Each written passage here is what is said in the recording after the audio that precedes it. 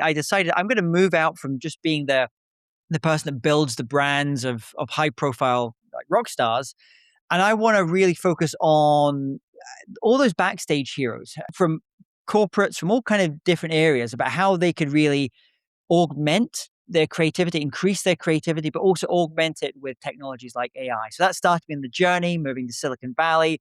And now what I do today, which is I speak 50 to 100 keynotes a year, 25 plus countries for many of the Fortune 500 companies who are kind of just really intrigued, excited, fearful about how they can augment their people with creativity and AI. What if the secret to staying irreplaceable in the age of AI isn't about working harder, but being more creative? That's the big idea behind our guest's new book, SuperCreativity, Augmenting Human Creativity in the Age of Artificial Intelligence. But most leaders are either paralyzed by AI anxiety or chasing shiny tools with no strategic story behind them, leaving their most powerful human advantage, creativity, completely untapped. Hello and welcome to the Business of Story. I'm Park Howell. James Taylor is a global keynote speaker on creativity, innovation, and AI for such companies as Apple, Cisco, and L'Oreal. And he's a fellow of the Royal Society of Arts. You'll discover how James uses AI to profile and understand his audiences before he walks into the room. Why your brand's emotional promise matters even to analytical audiences, and how the right brand archetype can make your story unforgettable, especially when you use AI as artful intelligence to share the only story your brand can tell. Hello, James. Welcome to the show. Well, it's my absolute pleasure being with you today. I'm looking forward to our conversation. And where are you coming to us from? Today, I'm coming to you from a very sunny Scotland in the UK, at the Highlands of Scotland today. Oh, must be beautiful. Yeah, it's beautiful. I've just had about 2.5 weeks on the road. So I was in New York and then California and then Mexico City. And then last week I was in Las Vegas, Amsterdam, and Stockholm in Sweden. So I'm glad to be home for 24 hours. What were you doing? Running from the law or what? maybe that's what my wife thinks I'm doing. No, so I was there. I was giving keynotes for various different organizations in the one in New York. It was for L'Oreal, all their marketers, 500 marketers from L'Oreal, and then the one in Las Vegas was for all the business officers for all the big universities across the United States. Mexico City, that was a technology conference. Sweden, that was the biggest bank, one of the biggest banks in Sweden for all their AI and technology folks. And then the one I was finishing up finally was in Amsterdam, and that was for PwC, the big accounting firm, but the strategy part. So this was the basically the 500 partners for strategy, and which do a lot of strategy consulting for some of the big global Fortune 500 companies. So real mix of audiences. And do you have a through line, a main theme that you're speaking on these days to all of them? Yeah, so primarily it's really about the ideas in the book, the latest book, which is SuperCreativity, which is really about this idea about how as individuals we can augment the creativity that we're all born with by collaborating both with other people, but also with artificial intelligence. And so because of the AI side, which is what I speak a lot on, there's a lot of interest in that topic just now. Companies are trying to figure out how to do it. Individuals are trying to understand, should they be fearful of it? Should they be leaning into it? So it's a good time to be a speaker on the topic. Yeah, and I was just up in Denver last week working on doing some story training for a large company, tech company, and we talked a bit about AI too, and they're all, of course, scrambling to get into it, trying to build their own custom GPTs, and the disparity that happens with that, and they don't communicate, and so it's kind of a mess. And then when I'm on LinkedIn a lot, James, I just see a lot of people whining about AI. I mean, just downright whining. And I want to just slap them upside the head and say, hey, it's here. It's really cool when you use it right and well. And is that what you're experiencing out there? Or is that where your book takes us on how to use it? Yeah, I'm generally an optimist about how these technologies will improve the lives of people. There's guardrails that we need to have on these things. There's AI governance and some of those areas as well, and ethics of it. But I think in the whole, I think it's a great. I mean, if I was an entrepreneur today, this is one of the best times to be an entrepreneur or a builder of a business because you have this suite of tools and that have never been known before. So I think this is a great time, and I think what I'm very excited about. I speak a lot in the US, and in the US you had the Roaring 1920s. That great period in cities like Chicago and New York as they boomed, and that was driven by the combustion engine, electrification. But now we had this new Roaring Twenties, which is primarily driven by artificial intelligence, and so I'm very excited about this time. Yeah. So why did you write the book? What was the big So impetus there? so I start the book talking about my kind of a story, an origin story, I guess, and from a storytelling perspective, is I used to manage the careers of high profile rock stars. So I worked with members of the Rolling Stones, multiple Grammy award winners, and there's a story I start with where I was standing at the side of the stage at the Royal Albert Hall, which is this great venue in London, and had one of my artists performing. And I could see the artist, the band on stage with a spotlight on them. And if I looked to my left, I could see the thousands of tens of thousands of people in the audience. They're enjoying the show. But if I looked to my right, I could see backstage and behind the scenes. Now, the audience member, usually only gets to see the singer with the spotlight on them. They rarely get a chance to see the backstage, 100 to 200 people backstage who are just as much a part of making a creative and successful and innovative show as the person with the spotlight on them. So what I really wanted to do at that point, I decided I'm going to move out from just being the person that builds the brands of high profile like rock stars, and I want to really focus on all those backstage heroes from corporates from all kind of different areas about how they could really augment their creativity, increase their creativity, but also augment it with technologies like AI. So that started me in the journey, moving to Silicon Valley. And now what I do today, which is I speak 50 to 100 keynotes a year, 25 plus countries for many of the Fortune 500 companies who are kind of just really intrigued, excited, fearful about how they can augment their people with creativity and AI. So what do you tell them? How can they do just that? So it depends on the industry that I'm speaking to and where they are on that journey. I just spoke a few months ago in Singapore for Micron, which is a great American company. They make there's a silicon chip industry, I guess, and 95% of their entire procurement process for those chips now is being run by agentic AI, by different forms of artificial intelligence. So they're companies like that, they're kind of really leaning into it, and they're kind of further ahead. But probably many of the organizations I speak to, they're a little bit further behind on that, and so many of them are using things like AI for email writing, document review, some of the basics of what we do it. But what I'm very interested to do is to look at about how AI can elevate the things that we as humans are uniquely have abilities around, which is creativity and actually communication as well. So on the storytelling side. So I mean, I think about it in my own work as a speaker.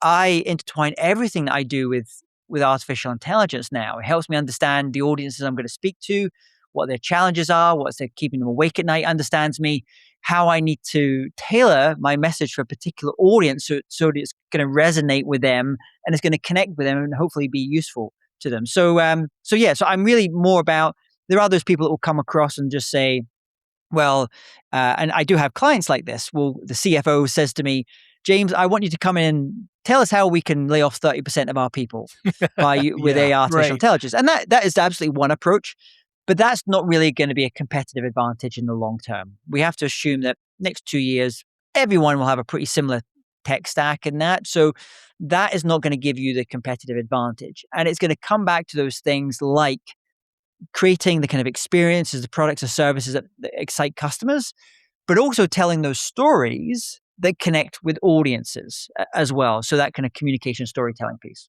Yeah.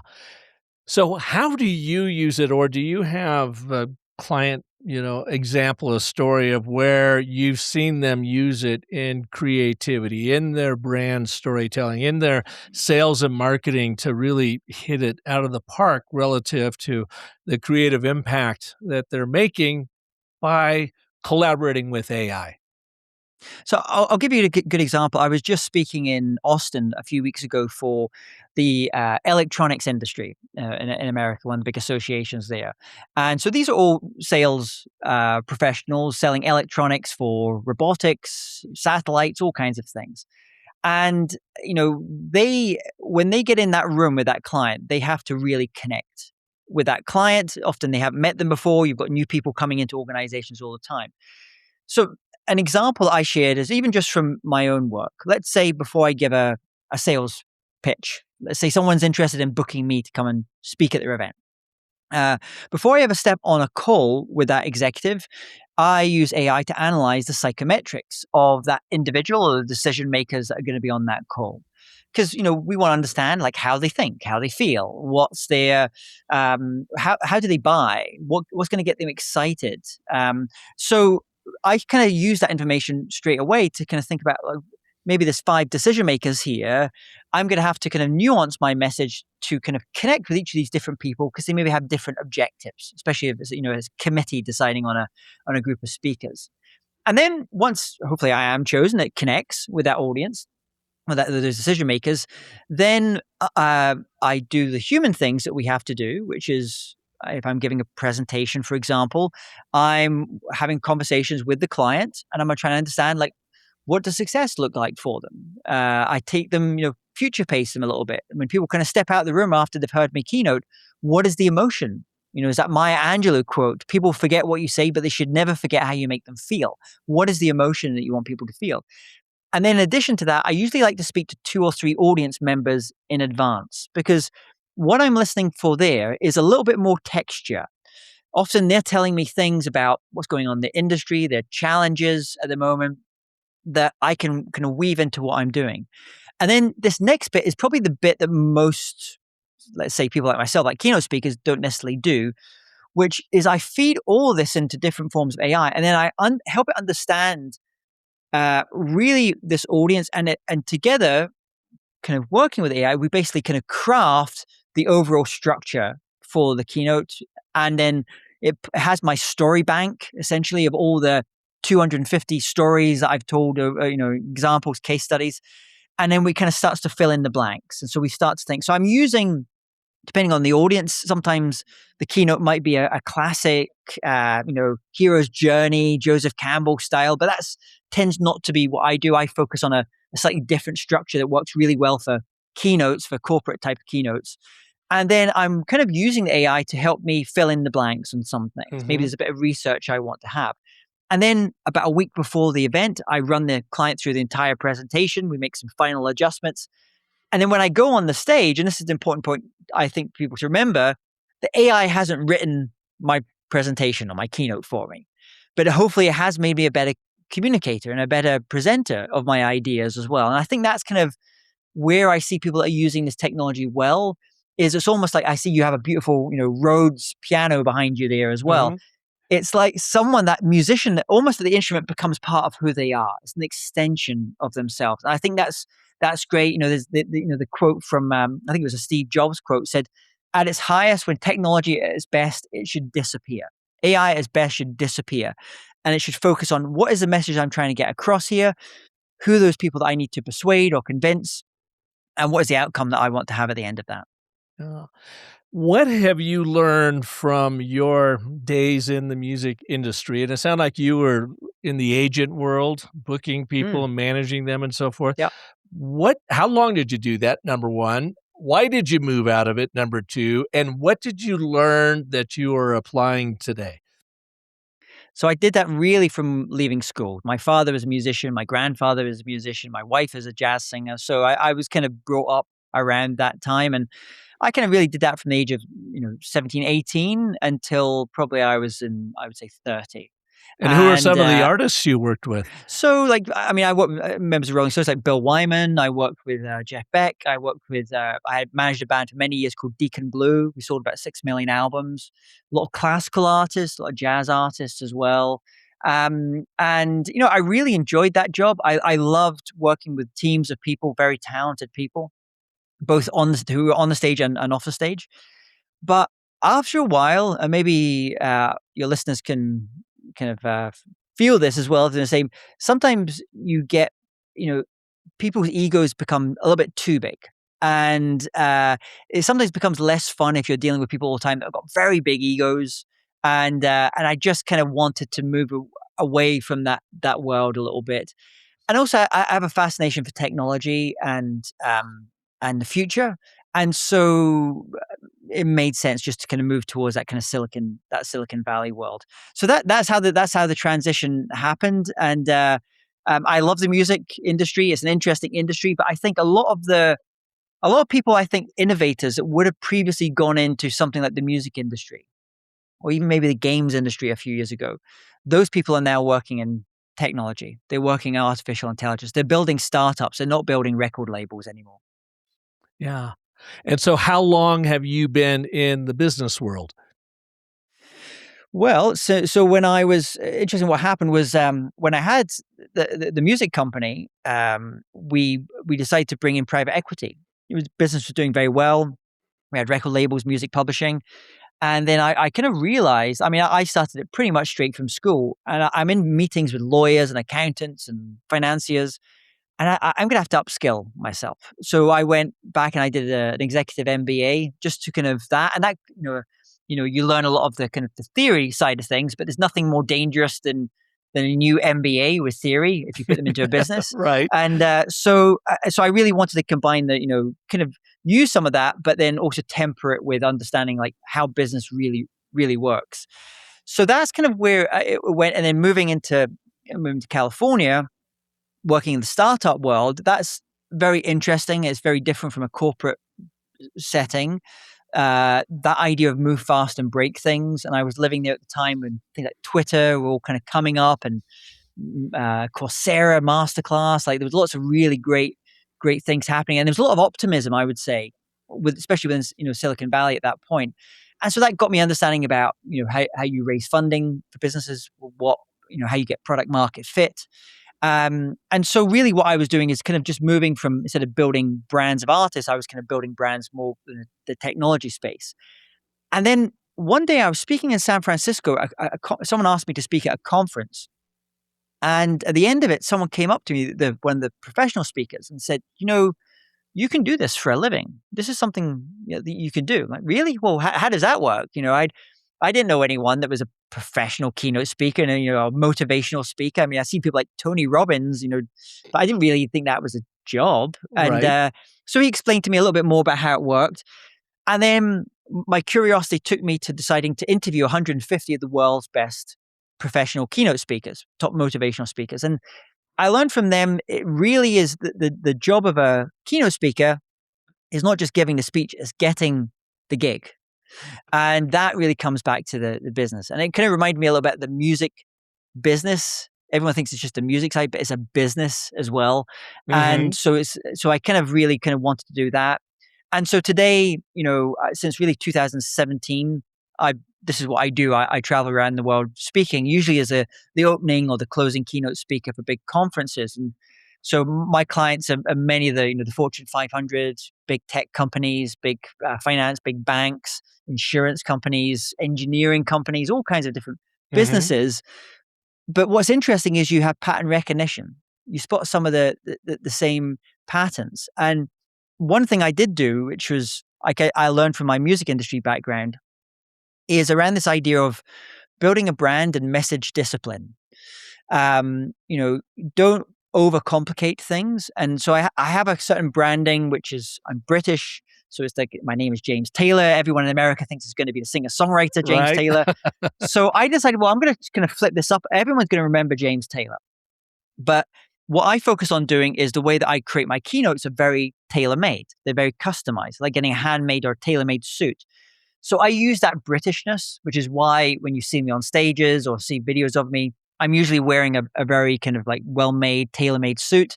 And it's part of the branding thing. And I guess I learned some of that from working in the music industry. Yeah, that would make sense, where image is everything, right? Yeah. And I mean, in the branding world, image is also everything, but I don't know that the business people put as much emphasis on it, or maybe need to pay more attention to it than they typically do. So, Yeah, I remember even when I started, the very first thing we ever did was create a brand guide for my brand. And most speakers won't have a brand guide. And for doing it, it's a very useful activity, and it's obviously much easier to do it now with different tools and things you can use for that. But in terms of brand voice, typography, colors, logos, everything like that, it just made it so much simpler that when we wanted to kind of really speed up the scale of things, that was all available. And what made it great now, obviously with AI, is you can feed all of this to different tools, and they're very quickly understood. This is your ideal types of clients. This is how your brand resonates. This is the pillars that your brand stands around. And I'm not a brand expert at all, but I remembered enough from my times in like how you launch a music, like a rock star or a tour, like how you kind of have some of those things and you think really intentionally about what is the message that you want to get across. And I remember very early on, we launched our first kind of website for my speaking brand. And I had a very good friend of mine, a wonderful speaker from the US called Rob Waldo Waldman. He's an F-16 fighter pilot, US fighter pilot. And he's a great motivational speaker. And I said, Waldo, can you have a look at my website? And this is what I think I'm trying to say, but can you have a look at it?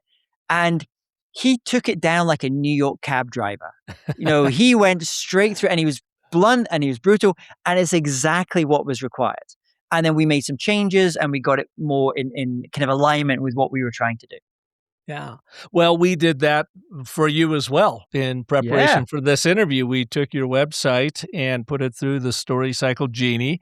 It gave us an assessment. It took about 2 minutes, and it just says a little bit like, James, like, mirror, mirror on the wall, how's my brand showing up for all? And that's what it's saying there. And then from that assessment, it created your overall brand narrative strategy. That took another 5 to 6 minutes. And again, this is something that would have taken months before, but now using our process, a StoryCycle system process, we've got it built into the Genie, and we use AI, and it's built on our proprietary Brightsea platform. So it's not Gen AI. We are, have APIs of AI coming in, but we're using all the brilliant power of artificial intelligence, and we're making it artful intelligence inside the Genie using our brand story development process. So with all that said, what did you think of what I sent over? You did not expect it showing up. I think I sent it to you on Saturday and go, hey, getting ready for Monday show. Sorry, it's a little late. What do you think?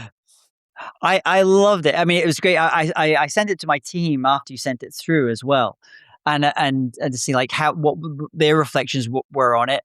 And in terms of like primary audiences identified, some of the key kind of brand things, some of the key, how we were trying to communicate the business and the brands and the segmentation.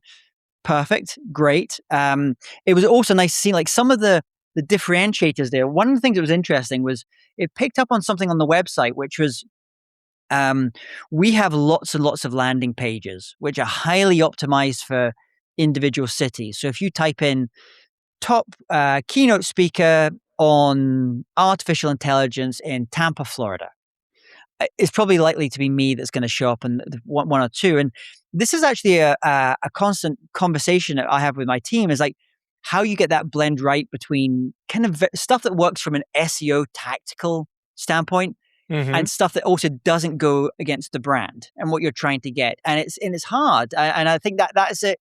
That document brought in a useful and interesting tension. I think that exists there, which we haven't kind of necessarily resolved yet, but it's something that we actually think a lot about. It's like what is right? Because there's so many opportunities out there, and you want to grab all these opportunities there as well, but not to the detriment of the overall brand or the positioning of the brand.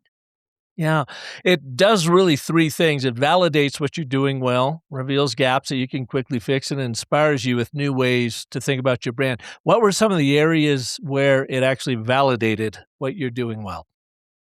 I think it very much validated the audiences. It had like these 3 types of audiences, and I thought those were great, and it's exactly in alignment with what we do. And there are emotional triggers in there, and they're emotional, they're emotional triggers, which I know you had those 3 words that you have, or to look at you explain them. You'll do a much better job at explaining than me, but it's like how you talk to each of those three groupings about Hmm. what it is and the value you deliver. I thought that was great. I really like that. And one of the challenges, I like you, I've got a podcast show, and I created the podcast show a long time ago, even before I got into speaking.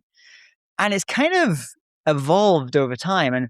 And reading your report, one of the things that I was reflecting on is like, how well is this podcast in alignment with these audiences now? Is this podcast even serving any of these audiences particularly well? It's serving my curiosity. I get to interview really interesting people, and we've done 750 interviews now on the show. But it kind of put in a little bit in a starker light of, maybe the content piece of what we're doing around the podcast isn't quite in alignment with the brand or the audience Hmm. we're trying to serve. Well, you could actually ask the genie that. You go into the brand intelligence genie, and once it gets to know your brand like it does now, you can say, okay, now I want you to look at my podcast and the brand, Yeah. and I want you to tell me where they are married together, walking, step in step with each other, and then share with me, where are the voids, what do I need to strengthen, where is the white space, what could I do to make it speak even more resonantly to my main audiences. And the genie will collaborate with you to do Yeah. that. And they'll say, hey, K. James, think about this. And what about that? Have you thought about this? Sometimes you'll go, no, I don't want to do that. That's way too out there. But what about this? And it'll come back and it'll be brutally honest, or it'll say, yes, that's awesome. Do whatever you like. It's such a collaboration tool. And that's why I call it artful Mm. intelligence, because it's playing off of you, off of your knowledge, your wisdom, your experience. And it's not replacing any of that. It's just augmenting it. Yeah. I think one of the gaps, and this is something that I've seen, and this is also a cultural thing as well, is that in the US, in my profession, many of the great motivational speakers came from the churches. Hmm. So they came like the Zig Ziglars, and there is a certain style when you present in that way. It has a certain kind of feel to it. There's a lot of kind of call and response, kind of the way that things are done. And one of the interesting things was about you talk about these brand personality archetypes. And the thing that I was reflecting on is that you talk about these, for me, like magician, sage, hero, and this is an interesting one because one of the challenges sometimes is, as a speaker, you go on stage, but you don't want to be the hero of the story. You want your client to be the hero. So I'm trying to be the Yoda, the sage as well. Right. And one thing that I was just looking at the document was kind of reflecting on that, and being the sage, that works very, very well, especially if I speak in the Middle East or Europe, where they want you to be a little bit more low key, a little Hmm. bit subservient, let's say, to the audience. Where in America, you generally like a little bit more hero, a little Yeah. bit Like more it's an forward. energy, courage, Yeah. empowerment dimension. Yeah. Yeah. Yeah, so I mean, a classic example of that is I never really tell my story, my own personal, those kind of origin stories or my background in the music industry. I never tell those on stage. I Yeah. rarely tell a personal story on stage, but because it usually I just don't feel it doesn't serve me, and also it has a little bit of a cultural ick factor for me being British, where we tend to downplay.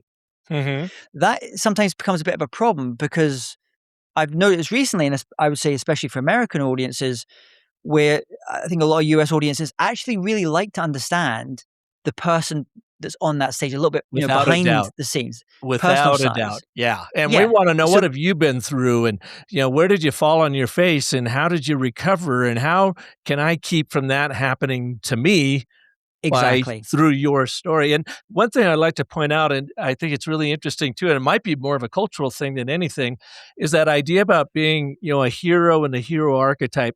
That's not a chest pounding archetype at all. The Mm, hero archetype, as you pull out a Swiss psychologist Carl Jung, is about being in service to people. You are a Yeah. hero, not a Superman. It's not a cape type thing. You are there in service to the people you are trying to help. So I Yeah. didn't, in case you read that as like, it's all Mm, about me and it's great. It's not actually the way yeah. it is played out. Yeah. And and also I was reading this document after having just been in Las Vegas and going see my wife and I went to the Sphere to go and see the Oh Wizard of yeah. Oz. Yeah. And I mean, I haven't seen the Wizard of Oz in a long, long time. And you kind of watch that and you think, what a brilliant example of a storytelling and structure.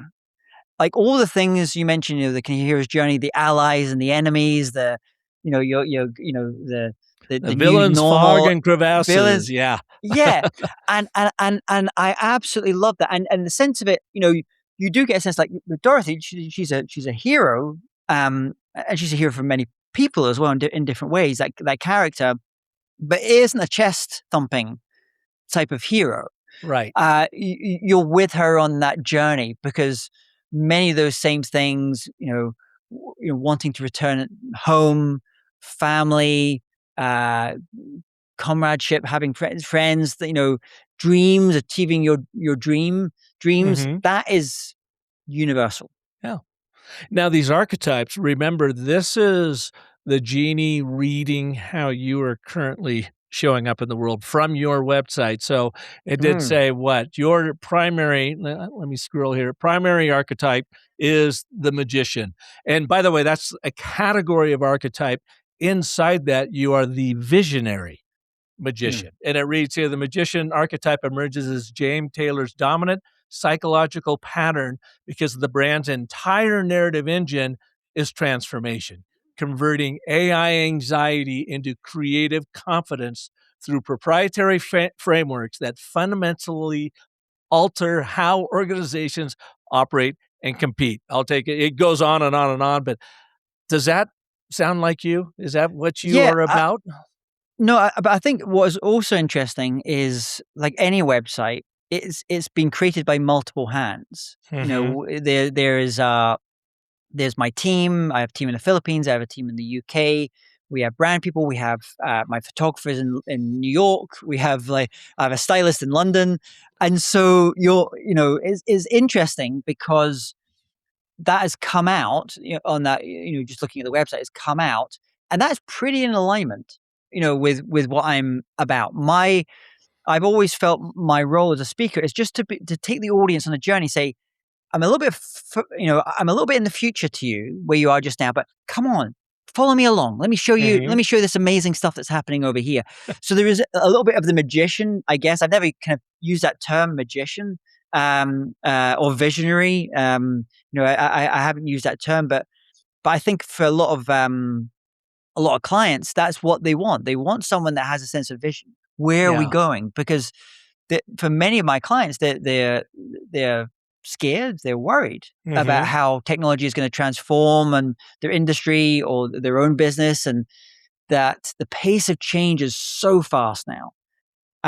They want to ensure that they can have, and I was going to say, someone with that kind of crystal ball. It's not quite that, but someone that's just as seen things, has good pattern recognition, and also has a global perspective. That's one of the other things that you picked up absolutely correctly, and that was a very conscious, is with my brand and the way my storytelling is global in nature. I don't tell stories that are just of European companies or American companies. The faces I represent on the screen, on the stage, on PowerPoints and presentations, it is global faces and global stories. And I wanted to be, because my client, I had a call with a client today, a discovery call with a client, and this is the international association, and they have people traveling from 50 different countries around the world. That's my ideal audience. And have been global and having that global perspectives is really useful for me. So it said here your brand purpose, the brand purpose statement is James Taylor exists to inspire people to unlock their creative genius so they can build a more innovative, collaborative, and human future. Bang on, bang on. The only word I might change is, instead of using the word genius, I might use the word potential. So the creative potential instead of creative genius. This is really an external thing. If I was saying it to someone externally, is a lot of people are resistant to this idea of genius. That word is quite a loaded term, and they think it's just Nobel Prize winners, for example, who are geniuses. And so probably I would go creative potential, because that would be a softer way into Yeah. into talking to them about it. Well, and what you would do then if you were working inside the genie and this gave this to you, you would just iterate with the genie. Say, I love Yeah. it, but I don't like the genius. I want potential, and here's why. So you don't have to worry about prompting at all. You just talk Mm. to it like you're talking to a consultant, if you will, or myself, and they were Yeah. helping you develop your brand story. And so every time you do that iteration in there, James, it learns that much more about you. And it Yeah. retains that context. It doesn't lose it. It's always inside the genie, so you're not having to come back and reprompt like in, generic Mm. AI, hoping it's gonna pull that context up again. So, Uh, with what I yeah. sent you, did you find, it validated what you're doing well. Did you find some gaps to reading through it? You're like, it's missing something here, or I do this and it's not talking about it, which would be reflective of it not being really represented on your website. Yeah, there was one section in particular, and I'm just going to try and pull up here now as well, because when I was looking at it earlier today, I was also going to reflecting on it. Yeah, you said the emotional promise is implied but not explicitly articulated. Mhm. So that's an interesting one, really. And the emotional promise is implied but not explicitly articulated. And the first thing it led me to wonder is, a lot of my clients are from, let's say, the more analytical industries, data orientated industries. So that could be in finance, it could be in technology, engineering, manufacturing. I don't get booked so much by what you would class as like the cooler brands, let's say. That lead very heavily on emotion as a term. There's a good friend of mine. She's a wonderful speaker from California, and she really leads with emotion on her website. And as a result of that, she gets booked by a certain type of client. That usually it's the person who's looking in for the speakers for this particular event. They want someone that has high emotional kind of range in doing that. My audience in general tend to be a little bit more on they have maybe a technology or scientific or engineering or financial background, something where they might be a little bit cautious about contacting a speaker who is overly gushy around using emotional language on their website. So Mhm. that was just something immediately I kind of, so it's not necessarily it's a gap, but it's also a recognition. And maybe if I was, wanting to change things a little bit more and go for more consumer brands, retail style brands, I probably would want to change that. That's something I Mhm. would probably want to change. So you're telling me that you're working with more logic, reason-driven Yeah. big thing, and I've been there too, the finance world, the tech world, and so forth, and you think that emotion doesn't play into it, and yet it does, and Mm, I will quite often argue, B2B means business to business, right?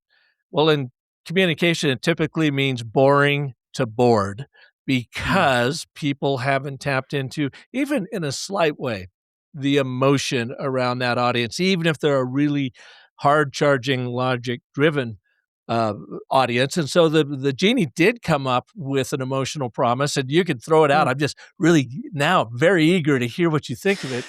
And it No, said it's possibility. That your ex- emotional promise is possibility. And exactly, and I think this also comes to maybe a confidence bit. Once you've achieved this level of success, I think you can open up a little bit more emotionally in terms of what you do. And I'll give you an example. I was recently giving a keynote in a place called Ras Al Khaimah, which is the United Arab Emirates, and it was for a very well-known private bank. So the bank that billionaires would bank with, and I'm thinking, this is a numbers orientated audience. They're very, shrewd type of people.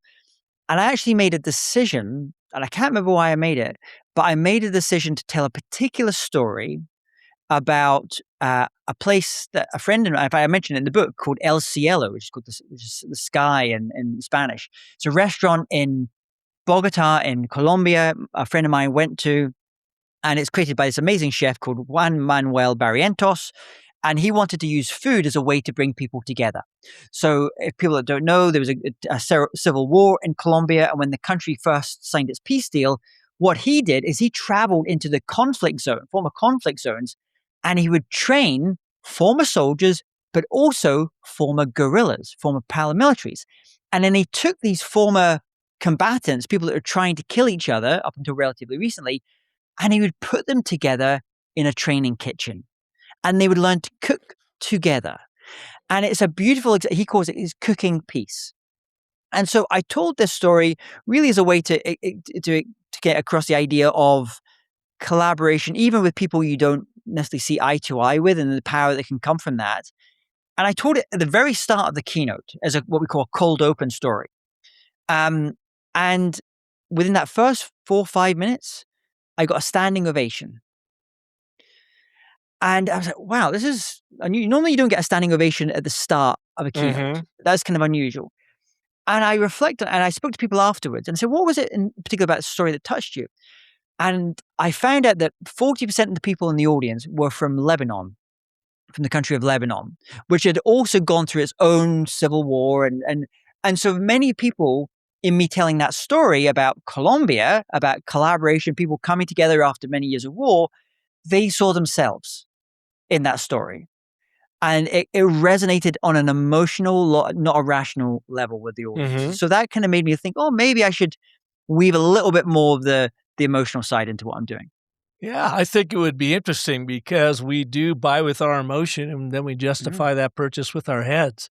And so I was really interested about that emotional promise being possibility. And it says, because it is the single word that most authentically captures the emotional transformation his brand delivers.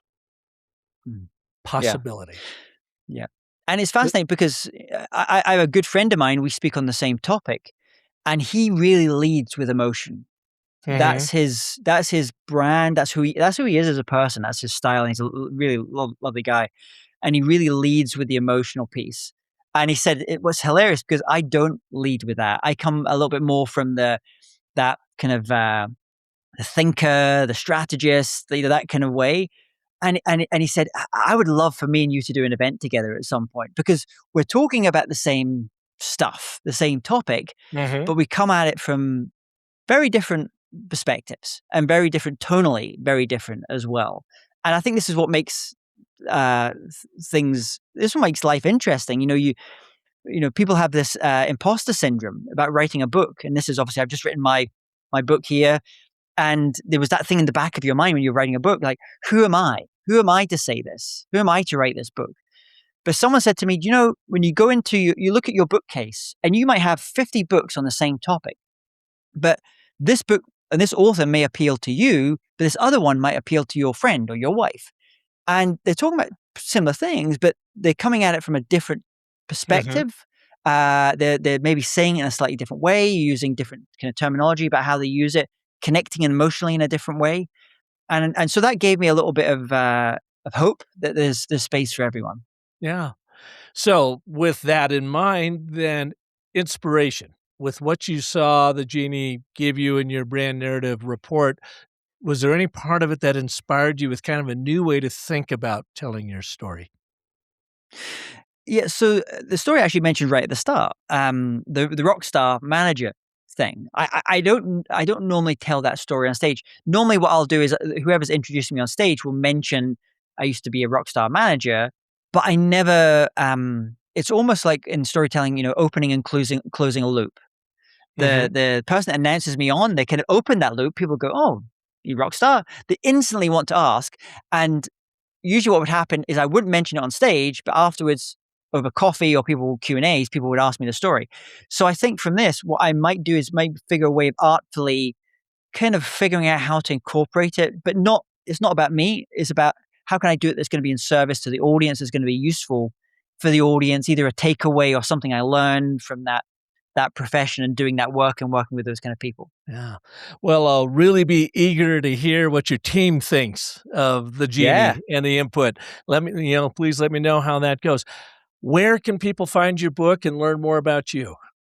So they can go to my website, jamestaylor.me, and obviously you can get the hard copy, the paperback copy, Amazon or your local independent bookstore. But also we now have we just released the audiobook version. So if you're more of an audiobook, you like to listen to the audiobook in the gym and travel to work, then just go to Spotify, Apple Music, wherever you get your audiobooks from, and enjoy it there. Yeah. Well, James, thank you so much for being here, man. You have been all over the world, so I appreciate you taking the time and having the energy to be on the show today. Well, thank you, Park. It's been a great pleasure speaking with you today. And good luck with your new book.